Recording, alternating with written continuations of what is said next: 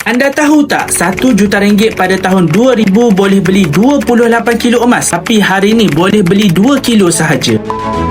Kalau kita lihat balik pada tahun 2000 dengan RM1 juta, kita boleh beli lebih kurang 28 kilo emas. Tapi hari ini RM1 juta yang sama boleh beli sekitar 2 kilo emas sahaja. Ini bermaksud nilai duit kertas telah merosot lebih 80% berbanding emas dalam tempoh 25 tahun. Dan ini bukan sebab emas makin mahal semata-mata, tapi kerana kuasa beli ringgit makin lemah. Harga barang makin naik, kos sara hidup makin meningkat, tapi nilai simpanan dalam bank makin susut secara diam-diam. Jadi sesiapa yang hanya simpan duit tunai, sebenarnya kekayaan mereka telah dirompak setiap tahun tanpa mereka sedar. Jadi ada dua kesimpulan yang tak boleh dinafikan. Yang pertama, dengan nilai duit kertas yang sama, anda boleh hilang kuasa beli berkali-kali ganda untuk jangka masa panjang. Yang kedua, harga emas meningkat lebih 10 kali ganda dalam tempoh 25 tahun. Jadi anda ada pilihan untuk biarkan sahaja simpanan dalam bentuk wang kertas atau alihkan sebahagian untuk simpan dalam bentuk emas yang mana nilainya kali inflasi. Bagi tuan-puan yang berminat untuk selamatkan sebahagian kekayaan dari inflasi dengan menukarkan ke dalam bentuk emas, boleh rujuk pin video di profil ataupun boleh isi bit biru sekarang.